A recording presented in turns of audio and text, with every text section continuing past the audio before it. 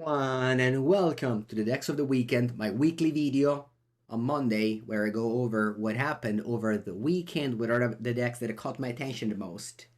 It is a little bit weird that I choose to feature my own deck as a deck that caught my attention the most, but I just really scoured through the decks in Modern and didn't really fight quite something that, won enough and is somewhat new. So, here you have Gruul Prowess. I played a challenge this weekend. It's been a long time since I played a modern challenge, many years probably. But the new way the Magical Line works is that they have a ton more challenges. There was one that started at 8 a.m. on Saturday. I was happy to join it. I came second actually. I went undefeated in Swiss, lost in the final. I was playing this deck that you have in front of me. The same deck also came ninth in another challenge and second in another challenge. So it had two second place. We both lost to Amulet Titan in the final, the best deck in the format, which is basically there's no bad matchup, but and still I try to build my deck as much as I can. I got steamrolled by Amulet Titan nonetheless. Outside of that, why did I choose to play Gruul over Simic? That is the question that I get on every video whenever I play Gruul. Or actually, you can watch the Gruul gameplay video on Saturday. Came out. It was a League of Magic Online that I recorded a few days before. I didn't do any content with that challenge second place. I just enjoyed to spend some time for fun without having to record. Nonetheless, why do I choose to play green over blue? Because Abundant Harvest is clearly worse than Preordain, and Questing Druid, I wouldn't say it's clearly worse than Iteration, but it is definitely worse than Expressive Iteration. The reason is Tarmogoyf and the sideboard. I guess mostly it's the sideboard, because you get to play with Moons, you get to play with decent chance to have a better chance against Amulet. Granted, you still lose, but yeah, definitely, I was able to beat Amulet maybe in that league. I definitely beat it in the when I played this decking paper. Anyway, Tarmogoyf was outstanding. I was able to beat Zoo, which isn't a fantastic matchup. I was able to beat Zoo 2 times in Swiss and in top 8. Tarmogoyf just was super large throughout the whole league.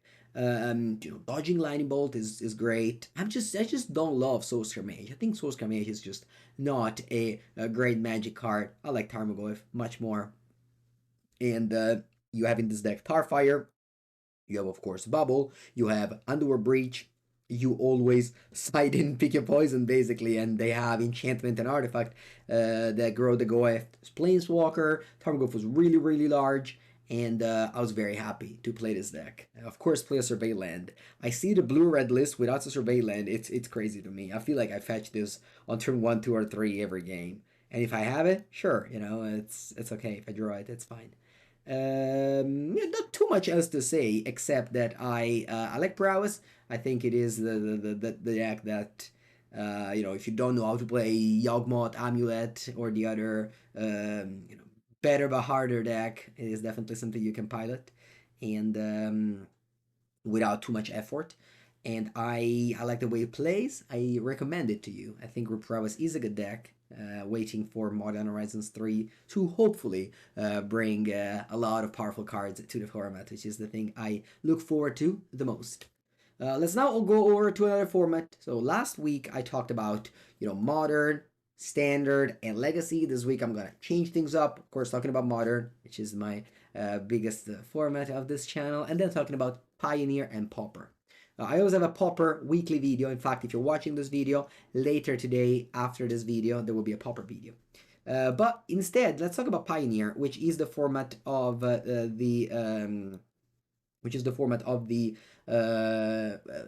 it called? Regional championship qualifier. So for those who have stores that run RCQ in a Pioneer nearby you, that is my interest.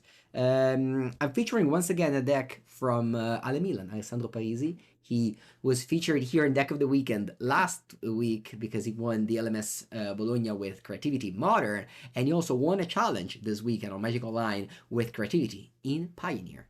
And he's playing a new card.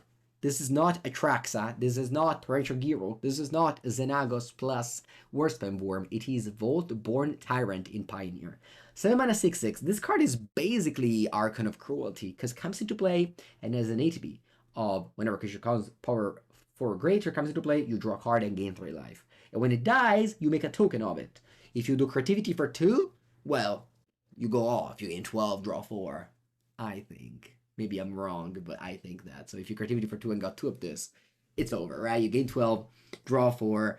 You have a 2/6/6 trample that if your opponent kills them, you get back. Because the problem of Atraxa in Pioneer and why the deck never really pop off is that you get your Atraxa, you draw 4 cards, your opponent doesn't go for the throat sit or whatever, and you have nothing. Whereas with this, well, you can do that. So if your opponent with Izzet Phoenix goes Lightning Axe, what's the other one? Lightning Axe Fiery Temper or Fiery Impulse, they kill the Atraxa and they kill you sometimes. But here, no, because you still get another 6/6, you gain 3 life, you draw a card, you probably survive, because you gain 6 life, you untap, and you have 2 more cards, And that is something cool and something that may change the way creativity decks look like in Pioneer.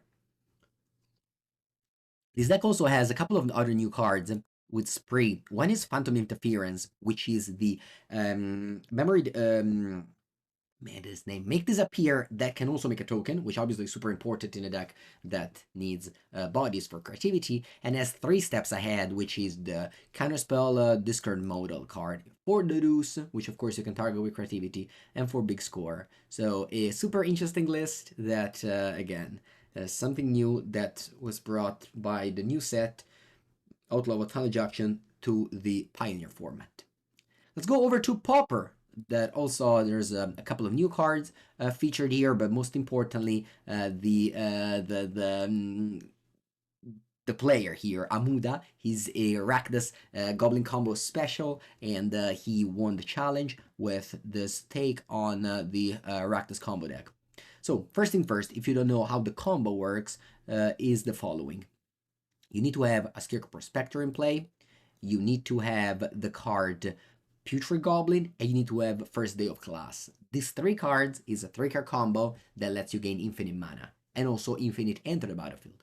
So once you do that, you can win the game either via Dark Dweller Oracle, exiling your whole deck and you may play it the same turn, and of course then you need makeshift munition to kill your opponent with it.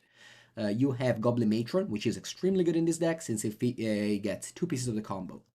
You have a couple of interesting cards here. Mesmeric Fiend is one. It's like an old way. It's like in standard you have the Deep Cavern Bat.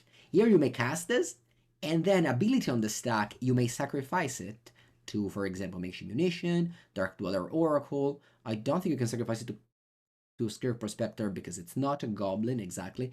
And you take the card forever. You can also sacrifice it with Fanatical Offering or Deadly Dispute. So that's a creature way that you can discard a card forever. And then you have Impulsive Pilfer. This is a 1-mana 1/1 that just like trades with a vampire or whatever and gives you a treasure, which is important since this deck needs a lot of mana to go off. Plus you can sack the treasure to Fanatical Offering or Deadly Dispute. So yeah, this is the deck. This is the combo. I want to play this deck in my Pauper video next time. And by the way, today Pauper video on the channel will be Rakdos Madness. That's a cool deck, really cool deck. The league actually goes very well, so I hope if you're watching this video at this point, you will also check out the Rakdos Madness later today. There's a couple of new cards, like the Jagged Barons. These lands are actually playable in Pauper. You see them in Boros Synthesizer, Glitters, and in Rakdos Madness. Here you don't. Here you see Tramway Station. The damage doesn't matter. Actually, drawing a card might matter more. Rakdos Carnarium as card advantage engine, and 1 draws for Bridge, because you have artifact matter cards with Clarkland Shaman and Deadly Dispute. Cyber Introduction Prophecy is funny. You can just cycle in First Day of Class and get this. Like, you got your 5 mana Preordain. A little bit expensive, but nonetheless, it may work out. And that's it for my deck of the week. I hope you enjoyed listening to me talking about these formats. I have a tournament this weekend. It's going to be Modern in Pisa, once again, the Modern Monster.